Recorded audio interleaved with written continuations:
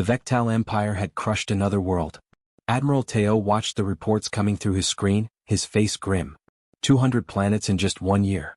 Every single one had fallen within days.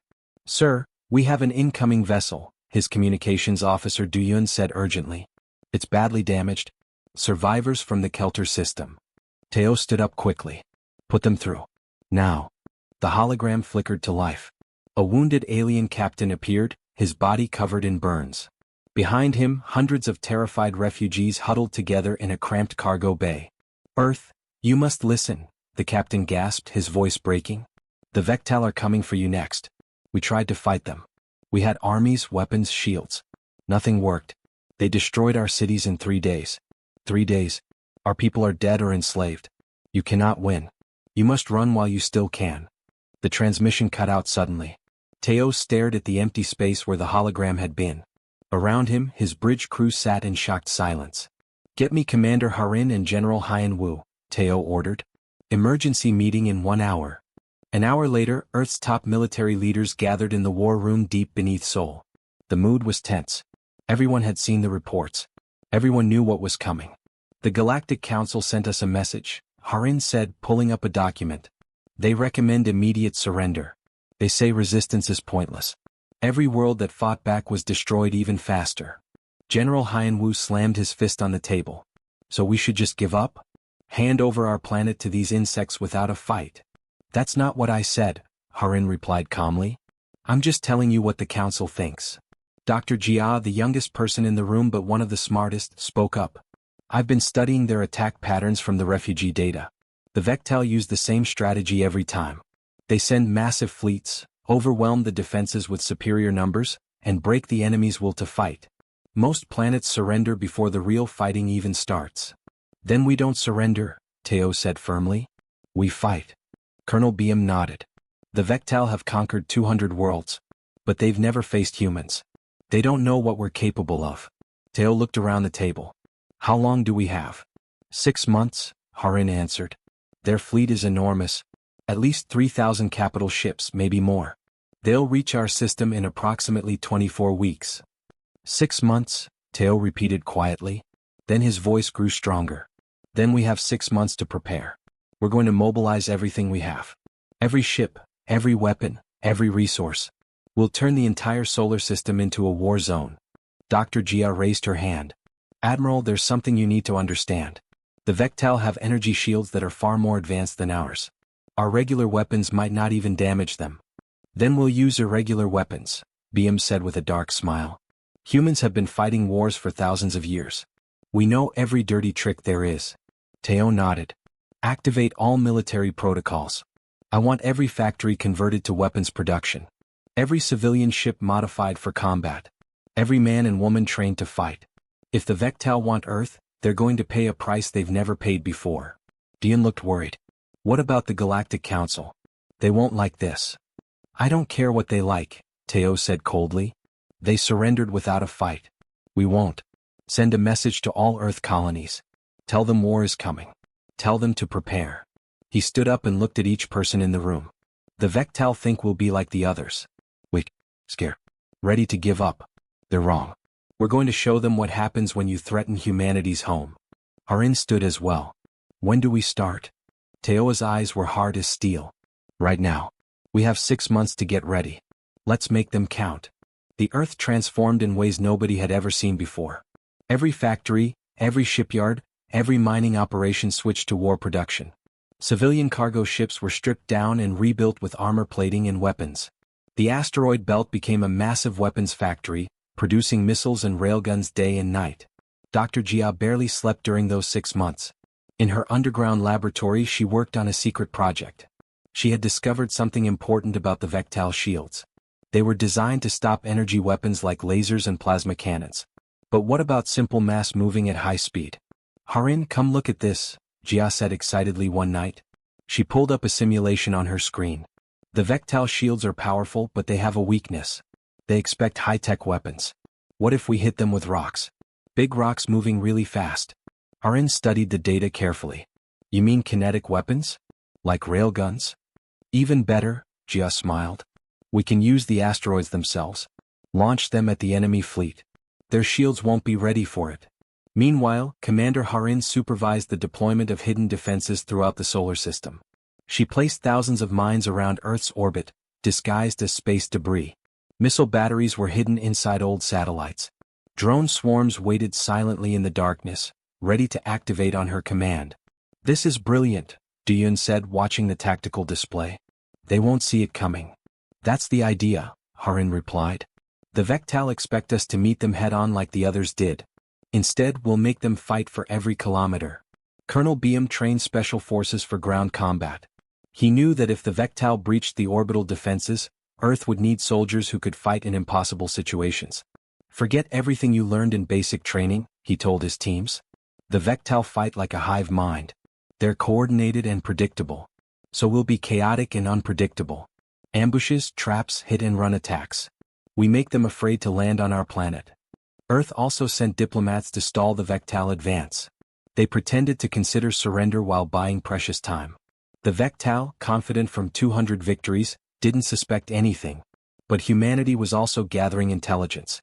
Spies hacked into the Galactic Council's databases and found detailed reports about previous Vectal invasions. They learned valuable information about enemy tactics, weaknesses, and technology. "Look at this," Duyun told Admiral Teo.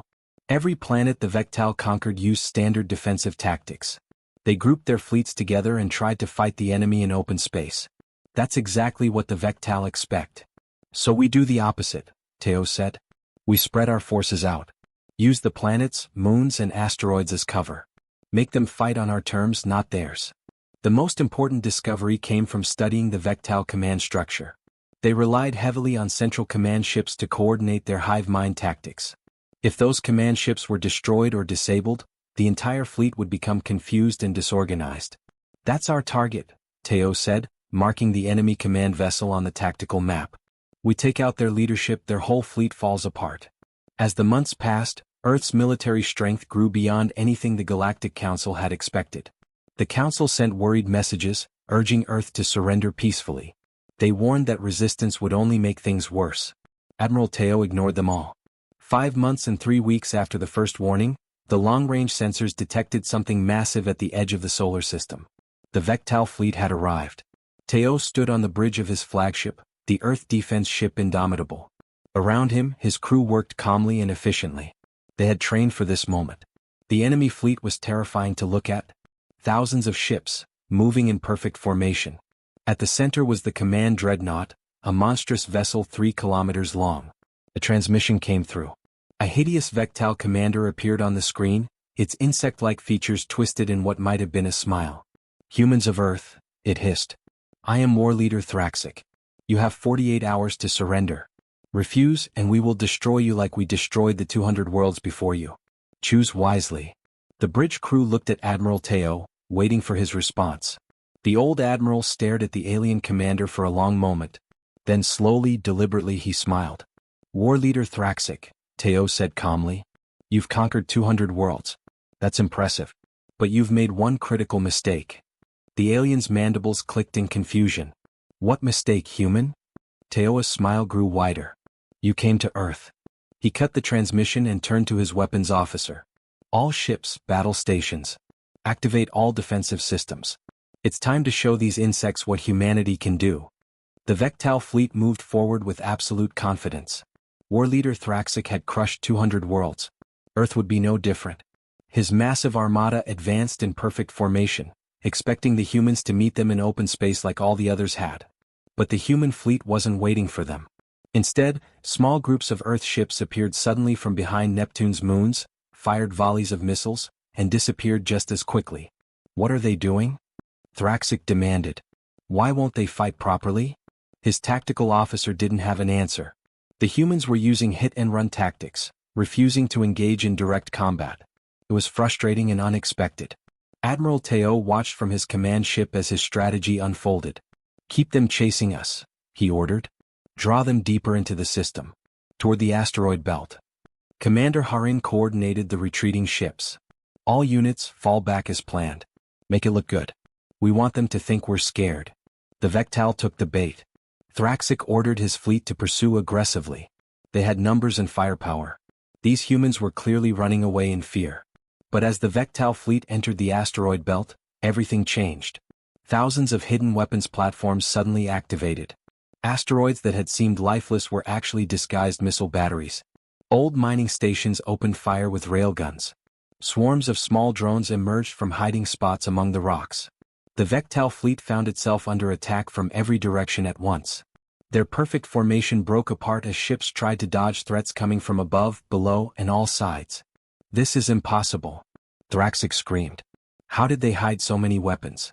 What made it worse was that the asteroids themselves blocked the Vectal's ability to coordinate. Their hive mind tactics relied on constant communication between ships. But the massive rocks scattered their signals, forcing individual ships to make their own decisions. Something they weren't good at. Human pilots, trained to think independently, thrived in the chaos. They used the asteroids as cover, ambushing enemy ships and disappearing before the Vectal could respond. Then Dr. Jia's secret weapon activated. Massive asteroid chunks, accelerated to incredible speeds by hidden mass drivers, slammed into Vectal capital ships. The energy shields that had protected them against lasers and plasma were useless against simple rock moving at thousands of meters per second. Vectal ships began exploding. For the first time in over a year, the unstoppable empire was bleeding. Thraxic pulled his fleet back, regrouping outside the asteroid belt. He had lost nearly 300 ships. 300. In a single engagement. His perfect record was broken. "Launch the terror weapon," he ordered angrily. "Break their spirits like we did to the others." The Vectal deployed biological weapons designed to cause extreme fear and panic. It had worked on every other species, making populations surrender even when their military wanted to fight. The toxin spread through Earth's atmosphere and reached the major cities. People began feeling the effects. Fear crept into their minds. But then something unexpected happened. The fear didn't paralyze humans. It made them angry. Dr. Jia had prepared for this possibility. She had developed a counteragent based on Earth's incredibly diverse biology. Within hours, medical teams were distributing the treatment to affected populations. More importantly, humans had experienced fear many times throughout their history. Wars, disasters, pandemics. They knew how to function despite being afraid. The Vectal terror weapon, which had broken the will of 200 worlds, barely slowed Earth down. When Thraxic learned his terror weapon had failed, he smashed his console in rage. "How is this possible? Every species breaks. Every single one." His tactical officer spoke carefully. "War leader, perhaps we should reconsider our approach. These humans are different from—" "No," Thraxic roared. "We do not retreat. We do not adapt. We overwhelm. Prepare the fleet for a direct assault on Mars. We'll crush their colonies and force them to surrender." Back on Earth, Admiral Teo received the report with grim satisfaction. "They're going for Mars. Just as we predicted." General Haiyan-Wu stood ready on Mars with an entire army. The Red Planet's tunnel networks had been converted into a massive defensive labyrinth. If the Vectal wanted Mars, they would have to dig them out. "Let them come," Haiyan-Wu said to his troops. "We'll show them what happens when you fight humans on the ground." Harin looked at the tactical display showing the Vectal fleet heading toward Mars. "They still think they can win with brute force." Teo nodded. "They've never had to adapt before. Never had to change their tactics. That's their real weakness. They're predictable." He opened a channel to all Earth forces. "All units, prepare for Phase 2. The Vectal are about to learn a very hard lesson. You can't conquer humanity with the same trick twice." The Vectal fleet descended on Mars like a storm. Thousands of drop ships pierced through the thin atmosphere, carrying millions of insectoid warriors. War leader Thraxic was certain this would break the humans. Ground combat was where the Vectal truly excelled. General Haiyan-Wu watched from his command center deep beneath the Martian surface. "Let them land," he said calmly. "Let them think they're winning." The Vectal warriors swarmed across the red desert, their plasma weapons ready. They marched toward the human colonies in perfect formation, just like they had done on 200 other worlds. Then the ground exploded beneath them. Haiyan-Wu had spent months turning Mars into a massive trap. Hidden mines detonated across the battlefield. The Martian soil, already loose and unstable, collapsed into carefully prepared sinkholes. Thousands of Vectal warriors fell into underground tunnels where human soldiers waited. The Vectal had never fought in close quarters before. They relied on overwhelming numbers in open spaces. But the Martian tunnels were narrow, dark, and confusing. Human soldiers, equipped with night vision and trained in hand-to-hand combat, cut through the confused aliens with brutal efficiency. They don't know how to adapt, Colonel Beam reported, watching the battle unfold. They keep trying the same tactics even when they're not working. Above ground, human forces used hit-and-run tactics.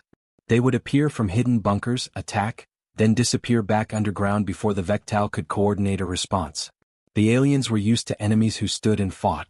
These humans fought like ghosts. Thraxic watched in growing fury as his ground forces took massive casualties. This is impossible. No species fights like this. His tactical officer spoke hesitantly. War leader, perhaps we should withdraw and... No. Thraxic screamed. Commit all reserves. I want Mars taken today. While the Vectal focused on Mars, Admiral Teo prepared his masterstroke. He had been studying the enemy fleet carefully, waiting for the right moment. Harin, is everything ready? He asked. Commander Harin nodded. All MASH drivers on Luna's far side are charged and targeted. We're ready when you are. Luna, Earth's moon, had been secretly armed with massive railguns hidden beneath its surface. The Vectal had no idea these weapons existed. They were so focused on Mars that they had left their main fleet vulnerable. Fire, Teo ordered. The lunar surface erupted as hundreds of MASH drivers launched their payloads. Millions of tons of rock and metal accelerated to incredible speeds, crossing the distance to the Vectal fleet in minutes. The enemy shields, designed for energy weapons, were useless. The kinetic bombardment tore through capital ships like paper. Explosions lit up space as dozens of Vectal vessels were destroyed in the first wave. Again, Teo commanded. Keep firing until they retreat or die. Wave after wave of projectiles slammed into the Vectal fleet. They tried to move, tried to adjust their shields, but nothing worked. Simple rocks moving fast enough were devastating their advanced technology. On Mars, the Vectal warriors suddenly stopped fighting. Their hive-mind connection was breaking down as the command ships in orbit were destroyed. Without central coordination, the individual warriors became confused and disorganized. Haiyan seized the opportunity. All units push forward. Drive them back to their landing zones. Human forces emerged from their tunnels and bunkers, pressing the attack. The Vectal, for the first time in their history, began to retreat in panic. Thraxic stared at his tactical display in disbelief. Half his fleet was gone. His ground forces were routed. The humans were winning. Prepare the planet killer weapon, he said quietly. His officers looked shocked. War leader, that violates every... I don't care. Thraxic roared. If I cannot have Earth, no one will. Charge the weapon. Target their homeworld. Admiral Teo's sensors detected the massive energy buildup on the Vectal command ship. He knew immediately what it meant. They're going to destroy Earth, Duyun said in horror. Teo's face went hard as stone. Not if we destroy them first. Harin, gather every available ship. We're boarding that command vessel. Harin stared at him. Sir, that's suicide. Even if we get through their defenses. We don't have a choice, Teo interrupted. If that weapon fires, Earth dies. We have to stop it from the inside. He turned to his crew. I need volunteers. This is a one-way mission. We're going to fly straight into that monster and tear it apart from within. Every single officer on the bridge stepped forward. Teo smiled grimly.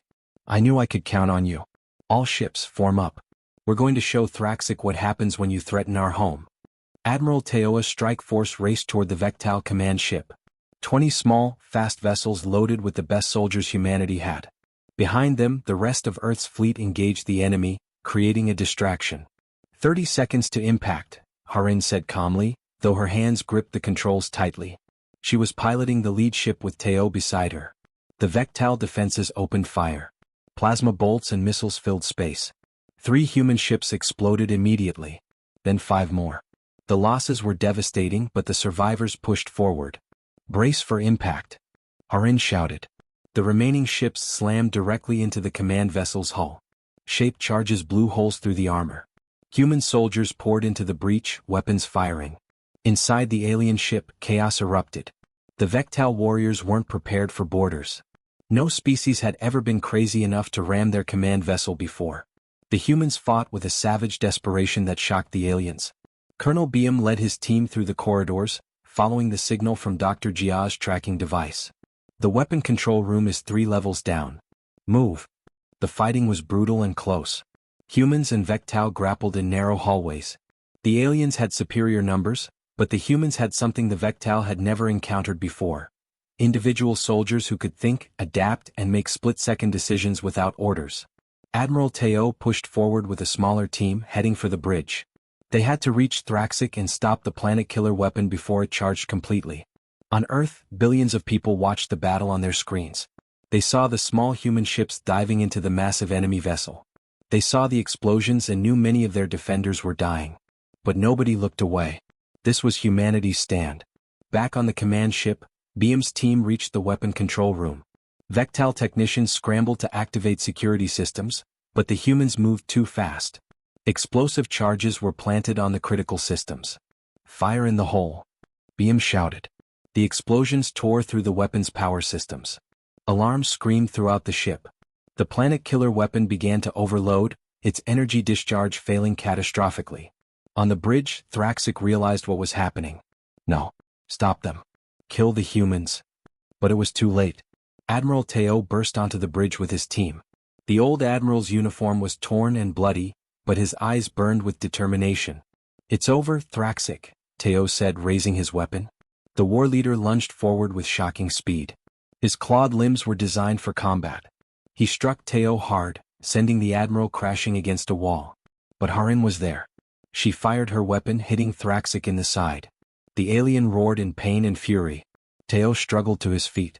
His ribs were broken, blood ran down his face, but he didn't stop. He grabbed a plasma blade from a fallen Vectal warrior and charged forward. The fight was short and brutal. Thraxic was strong and fast, but Teo had spent 50 years learning how to win. When the war leader made a predictable strike, Teo sidestepped and drove the blade through the alien's chest. Thraxic collapsed, his eyes wide with disbelief. "Impossible? We are unstoppable." "You were," Teo said quietly. "Past tense." He turned to Harin. "Broadcast this. I want every Vectal ship to see their leader fall." Harin activated the ship-wide transmission. Every Vectal warrior in the fleet saw their war leader lying dead on the bridge, with a human standing over him. The effect was immediate and devastating. The Vectal hive mind, already disrupted by the loss of command ships, completely fell apart. Without their leader, without their coordination, the individual ships panicked. Some tried to flee. Others surrendered. The unstoppable empire that had conquered 200 worlds in a year was broken in a single moment. Human forces pursued the fleeing ships, destroying those that tried to escape and accepting the surrender of those who gave up. For the first time in Vectal history, they had been utterly defeated. 3 days later, Admiral Teo stood on Earth, looking up at the stars. The planet was scarred. Millions had died. Cities were damaged. The cost had been terrible. But Earth was free. General Haiyan-Wu joined him. "The Galactic Council is calling. They want to know how we did it." Teo smiled tiredly. "Tell them the truth. We fought like humans. We adapted. We improvised. We never gave up."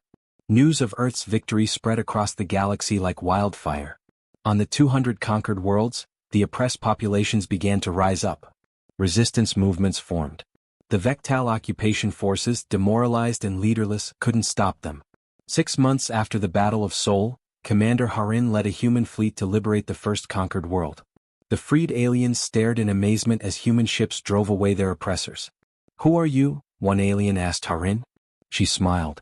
"We're humans, and we're here to help you get your freedom back." Back on Earth, a memorial was built in orbit. Names of all the fallen defenders were inscribed on it. Millions came to pay their respects. Admiral Teo visited often. He would stand before the memorial and remember the price they had paid. They had conquered 200 planets in a year. Then they reached Earth. And they learned what it truly meant to fight for home.